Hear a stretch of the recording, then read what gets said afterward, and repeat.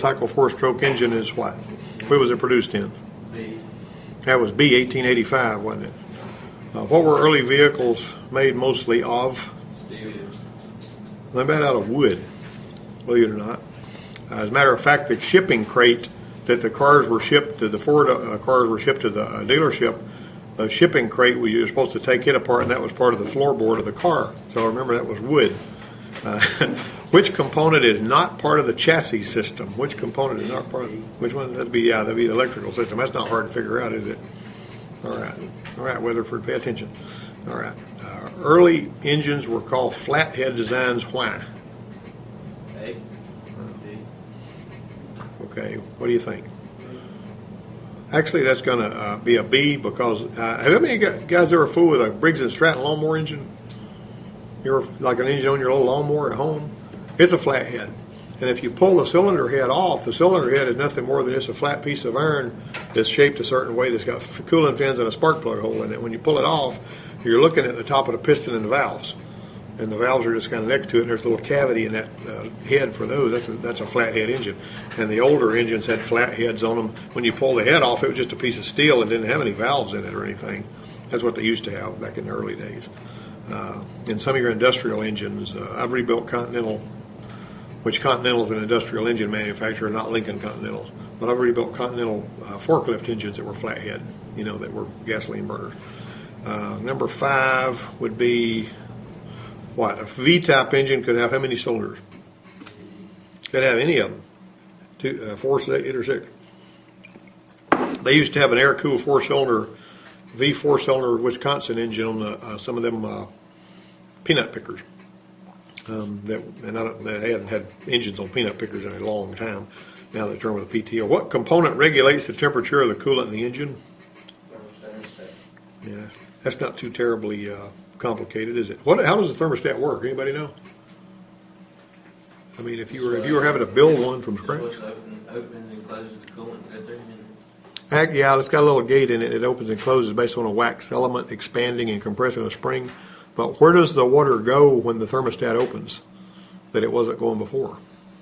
Well, it's going to plug to the radiator. That's a good answer. Listen to that boy. Hot dog. All right. Number 7, a malfunction indicator light on the dash may be labeled what? B. That's going to be B, yeah. It'll say, it may be a check engine, but it's also known as a malfunction indicator light, but you're never going to see the letters MIL on the dash, okay? You're just going to see either a picture of an engine or you'll see where it'll say check engine and all that. That little picture of an engine is called an ISO symbol. Have you ever noticed how a lot of your cars nowadays, if you look at the air conditioner, they'll have a little picture of a man sitting there with air blowing in it, or with arrows pointing toward it? That's called an ISO symbol. Even if you can't read a word of English, you're supposed to be able to drive and operate a vehicle by just looking at those pictures. So that's a worldwide thing, basically. Okay, so number 8, to retrieve stored diagnostic trouble codes, what does a technician need? It's supposed to have a scan tool. However, on some of the older vehicles, like on that Bronco and that Escort that we got out there, you can actually jumper a couple of wires and watch the check engine light flash. And on some of your early GM cars, you could jumper a couple of wires on that DCL connector under the dash and watch it flash. So you could receive trouble codes like that. But nowadays, you just about have to have a scan tool. Some Chrysler products, when you switch the key on 3 times, they'll display the trouble codes on the odometer. So, and I thought that was pretty interesting. Cadillacs. A lot of Cadillacs will have a place on the dash where you can, on your air conditioner, where you mash a couple of different buttons on the air conditioner controls and hold them, and it turns the air conditioner control head into a scan tool. And number 9, a 4-wheel drive vehicle often uses what to transmit torque to all 4 wheels? Transfer case. All right, we got some wrench mark guys in here. Number 10, automotive service systems are usually separated into how many content areas? A. That's going to be A? Or is it going to be actually D? A. Huh? Number 10, the right answer is D. If you put down A, mark it wrong. All right, either that or change it to D. Number 11, and did you say A or 8? A or 8? 8. In 1900, which propulsion method was widely used in passenger vehicles? Most widely used? Steam. All right, now how does a steam engine work?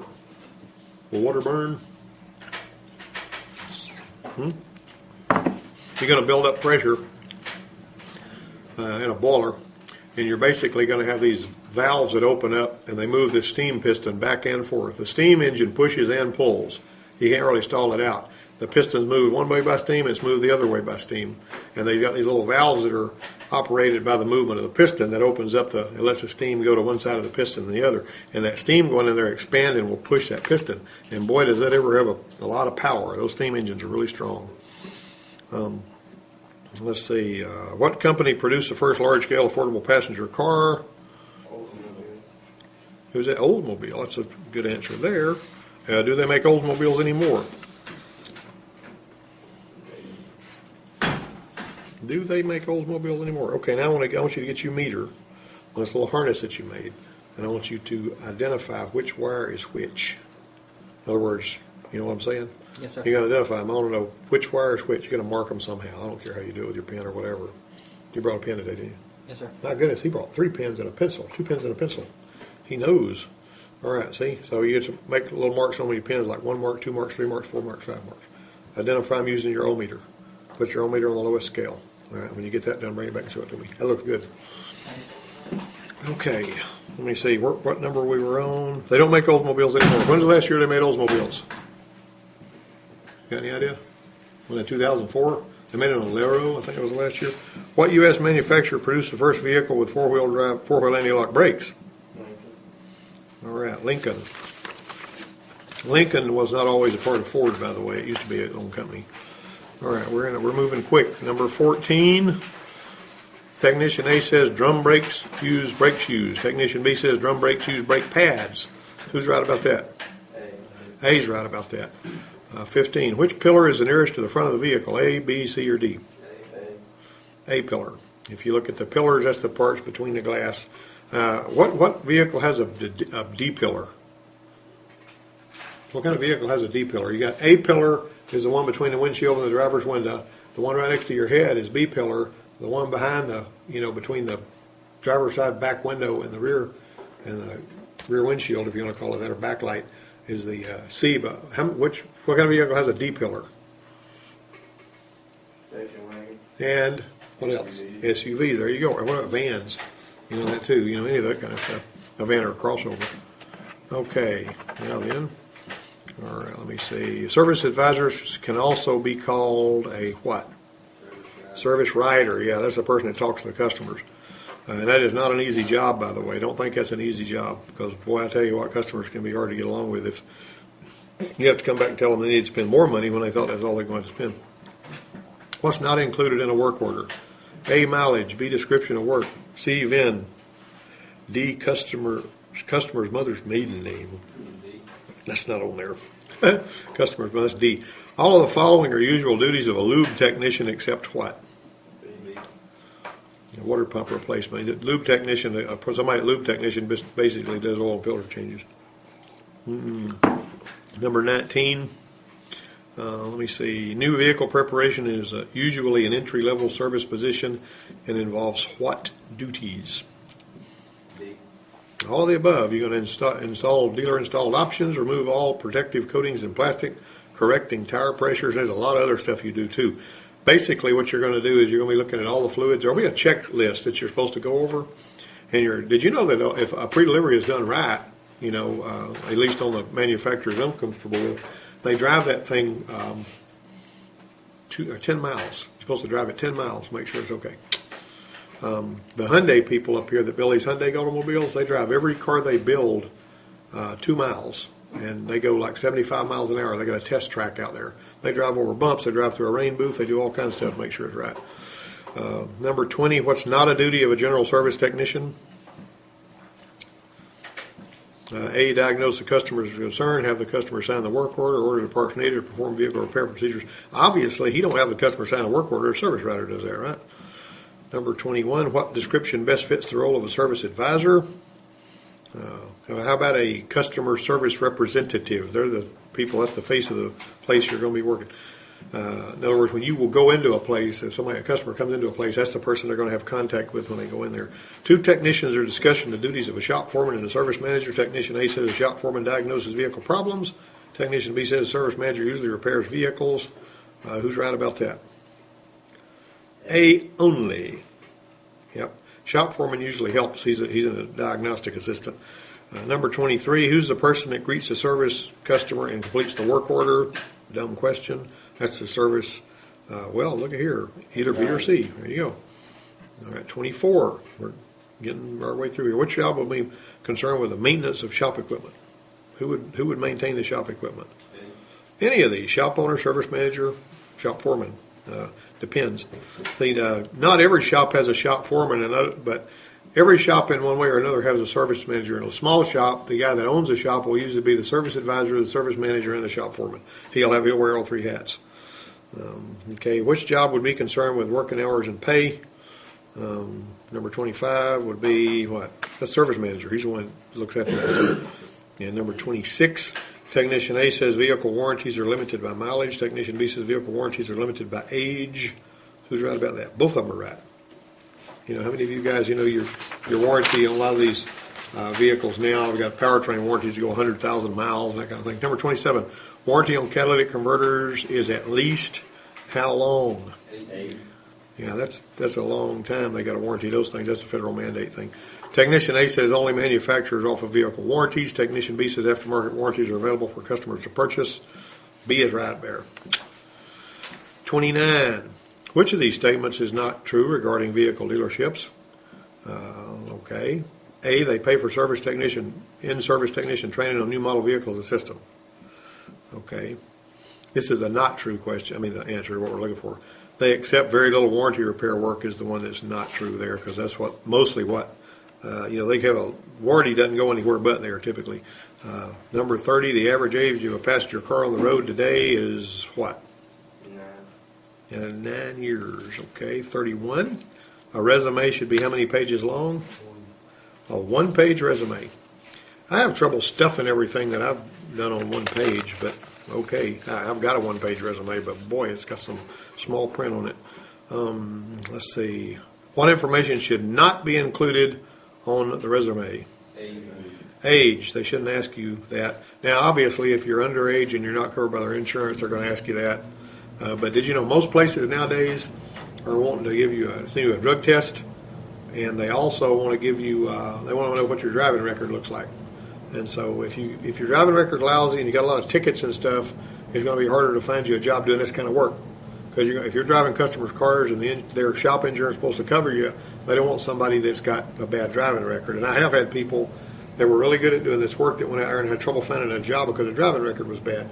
You know, they wanted to hire them, but their insurance said no, because they've got too many tickets and they've had accidents and all this kind of thing. Pretty tough to deal with that. All right, let me see. What question were we on? 34. Let's see. Well, 33. Why is a good driving record important for the shop? Yeah, that's a D. Which is not recommended during an interview? Hey, I'll tell you something else that's not recommended during an interview, guys. Don't take your girlfriend or your friend with you to the interview. Show up to the interview by yourself with nobody else. See, I have had people that would, when they went to go for an interview, they would want to take their buddy with them and let him sit in there and listen to the interview. And that confuses the crud out of the guy that's interviewing you, because he makes you think you're a weirdo. Because they basically want to talk to you, they want to talk to nobody else. And, even if you left your girlfriend sitting in the truck, it's better to go by yourself, really. All right, let me see. Let's see. During an interview, what are you supposed to try to do? Explain your work experience, state your willingness to work, show enthusiasm, all of these. All right. Imagine this. Imagine if you've gone all the way through here, and the shop owner says, "I'm wanting to hire this guy, and I'm wanting to pay him about $20 an hour, but what I want to know from you is, how good was he to show up for for class on time every day?" And I said, "Well, he kind of dragged in late, and some days he didn't show up." He said, "Well, I'll hire somebody else then. I don't need anybody like that." But wait a minute, he told me that if he was getting paid, no, I don't trust that. If he didn't come to school, he won't come to work either, so we don't need that kind of person here. You know, have to think about that. You know, you're supposed to be basically punctual, getting here on time, doing like you're supposed to. Let me see, 37. Wait a minute, which one am I on? Okay, 36. $10 an hour is about how much income per year? About $20,000 a year. That's what that is. About $20,000 a year. Now, one of the difference between commission and straight time pay is on commission. You get paid by the job. Straight time, you get paid by the amount of time you're there. And people that are on commission usually make a lot more money than the people that are on straight time, but they also learn to do a lot more work, because the more work you do, the more you get paid, and that's what they want. 37, one of the deductions from a paycheck is Social Security. This item is usually shown on the pay stub as what? D. That's going to be FICA. What's FICA stand for? Anybody know? Can anybody say federal income allowance? Okay. Technician A says the net pay amount is usually higher than the gross pay amount. That's backwards, isn't it? Yeah, Technician B says gross pay is higher than net pay. Net pay is what you take home. Gross pay is what you're paid before taxes comes out. And finally, we got a very few more questions left. Some of you guys are going to have to go in a minute. A beginning service technician earns $400 a week. How much should a technician spend on a vehicle payment? See, I'll tell you something else. This is a true story, guys. I had a guy that went to work. He got through here. He was pretty good at doing the work. He went to work at the first place he went to work was at a dealership, and they wanted him, in addition to doing the work that was written up on the car, to do a 29-point inspection that everybody had to do on every car. He refused to do those, and the guy, after warning him 4 times, let him go because he wouldn't do the vehicle inspections because it was boring. He didn't want to fool with it, and the guy let him go. So then he went to work at another place working in the parts department, and this was when gas had just jumped up to $4 a gallon, and he was working at a foreign car dealership, where they sold pickups and all kinds of stuff, like one of your Asians. And so he worked there for about a month, and they were happy with the work that he did, but he went to a dealership somewhere else and bought a brand spanking new pickup at another dealership. Now, that was a sort of spitting in their face, you know what I mean? They didn't tell him that that's why they let him go, but I guarantee it was. They let him go after he bought that new pickup truck. In other words, all the struggles that they're having, they're paying him, and he's buying a pickup somewhere else. You can buy a pickup anywhere you want to, but they're not obligated to let you keep your job if they're having trouble selling vehicles and you buy a brand spanking new truck from somebody else. You know what I mean? I mean, you're supposed to have a little bit of loyalty to your. You could wait until your dealer takes one in on trade that you like, that is the brand you want, and buy it from their used car department. They love that. Then you get the kind of truck you want.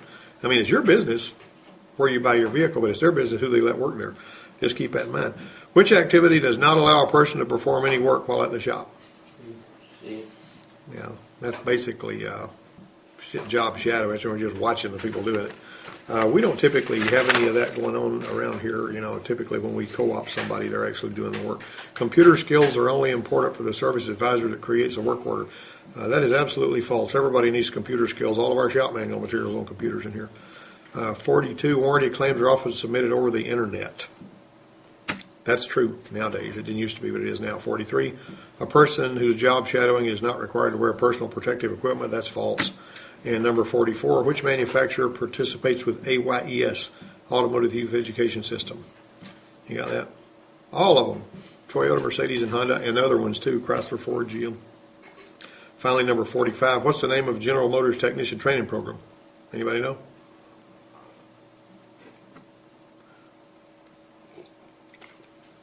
Does anybody know what T10 is? That's Toyota.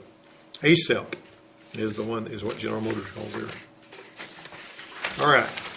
That was not a particularly hard test.